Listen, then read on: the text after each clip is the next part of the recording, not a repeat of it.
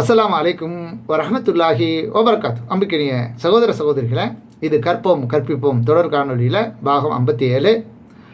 அந்த நாளில் யார் தமது மார்க்கத்தை விளையாட்டாகவும் வீணாகவும் ஆக்கி இவ்வுலக வாழ்க்கையை அவர்களை மயக்கிவிட்டதோ அவர்களை விட்டு விடுவீராக. தான் செய்தவற்றுக்கு ஒவ்வொருவரும் கூலி கொடுக்கப்படுவது பற்றி இதன் மூலம் அறிவுரை கூறுவீராக. அல்லாஹுவை அன்றி பொறுப்பாளனோ பரிந்துரைப்பவனோ அவர்களுக்கு யாரும் இல்லை. அவர்கள் அனைத்து வகை ஈட்டுத் தொகையை வழங்கினாலும் அவரிடம் பெற்றுக்கொள்ளப்பட மாட்டாது. அவர்களிடமிருந்து அவைகள் பெற்றுக்கொள்ளப்பட மாட்டாது. அவர்கள் செய்தவற்றுக்கே அதற்கான கூலி கொடுக்கப்படுவார்கள்.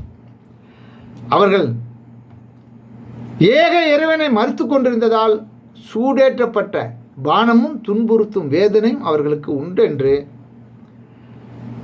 6வது அத்தியாயம் 70வது வசனத்தில் அல்லாஹ் சொல்லி காட்டுகிறான். அது மட்டுமல்ல, அந்த நாளில் மக்கள் தமது செயல்களை காண்பதற்காக பல பிரிவினராக ஆவார்கள். அணு அளவு நன்மை செய்தவர் அதை அங்கே காண்பார், அணு அளவு தீமை செய்தவரும் அதையும் அங்கே காண்பார் என்று அல்லாஹ் ரப்பல் ஆலமீன் 99வது அத்தியாயம் 6, 7, 8, 9 ஆகிய வசனங்களில் தெளிவாக நமக்கு எடுத்து சொல்கிறான். எனவே அல்லாஹ் எது நன்மை தரத்தக்க காரியம் என்று அல்லாஹ்வின் தூதரும் அல்லாஹ்வும் நமக்கு சொல்லி தந்திருக்கிறார்களோ அதை அப்படியே எந்த ஒரு மாறுபாடும் இல்லாமல் கூட்டவும் குறைக்காமல் உள்ளதை உள்ளபடி செய்ய வேண்டும். அவர்கள்தான் முஸ்லிம்கள், கட்டுப்பட்டவர்கள்.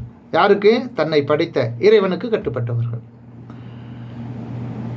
நம்மளுடைய அப்பம்பாட்ட வழியை நம்ம பின்பற்றினா, நம்ம ஊரில் உலகத்தில் உள்ளதை நம்ம பின்பற்றினா, எங்களுடைய மௌலவி சொன்னார், எனக்கு விருப்பமான அறிஞர் சொன்னார், முல்லா சொன்னார் அப்படின்னு சொல்லி நீங்கள் தப்ப முடியாது என்று அல்லாஹ் ரப்பல் ஆலமீன் தெளிவாக நமக்கு சொல்லி காட்டுகிறார். எனவே அல்லாவும் அல்லாஹ்வுடைய தூதரும் எதற்காக எப்படி செய்ய வேண்டும் என்று அறுதியிட்டு உறுதியாக கூறியிருக்கிறார்களோ அவைகளை தேடி பார்க்க வேண்டும். ஒவ்வொரு காரியத்திலையும் எதை செய்வதாக இருந்தாலும் அதற்கு முன்னால் அல்லாவும் அல்லாஹ்வுடைய தூதரும் இதை பற்றி என்ன சொல்லியிருக்கிறார்கள் என்பதை தேடி பார்க்க வேண்டும். மேலும் தொழுகையை நிலைநாட்டுங்கள், அவனையே அஞ்சுங்கள், அவனிடமே ஒன்று சேர்க்கப்படுவீர்கள் என்று அல்லாஹ் ரப்புல் ஆலமீன் 6வது அத்தியாயம் 72வது வசனத்தில் நமக்கு சொல்லி எச்சரிக்கிறான்.